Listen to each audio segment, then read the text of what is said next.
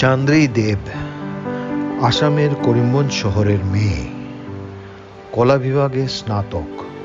গত 3 বছর থেকে লেখালেখি শুরু। বরাক উপত্যকা, ত্রিপুরা, কলকাতা সব জায়গার পত্র পত্রিকা শারদ সংখ্যাগুলোতে লেখা স্থান পেয়েছে। লেখালেখির জন্য অনেক সম্মাননা ও প্রশংসাপত্র পেয়েছেন।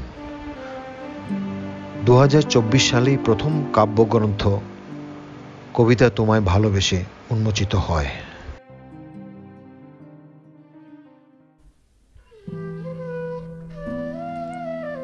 চাওয়া না চাওয়া, কলমে চান্দ্রেই দেব।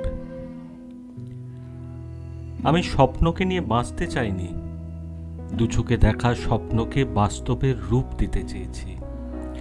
আমি নিশ্চুপের আঁচলে জড়াতে চাইনি, হৃদয়ের নীড়ে জমাটবদ্ধ কথাদের উজাড় করতে চেয়েছি। আমি গল্পের মুখ্য ভূমিকায় থাকতে চাইনি, প্রতিটি পাতার মাঝে জায়গা করে নেওয়া শব্দগুলোকে আপন করতে চেয়েছি। আমি নির্জন পথের বাঁকে একা চলতে চাইনি, প্রকৃতির মাধুর্যকে সঙ্গে নিয়ে সুদীর্ঘ রাস্তায় হাঁটতে চেয়েছি। আমি কোণঠাসা ঘরে আবদ্ধ করে রাখতে চাইনি, বলাকার ভিড়ে নিজেকে সঙ্গী করতে চেয়েছি।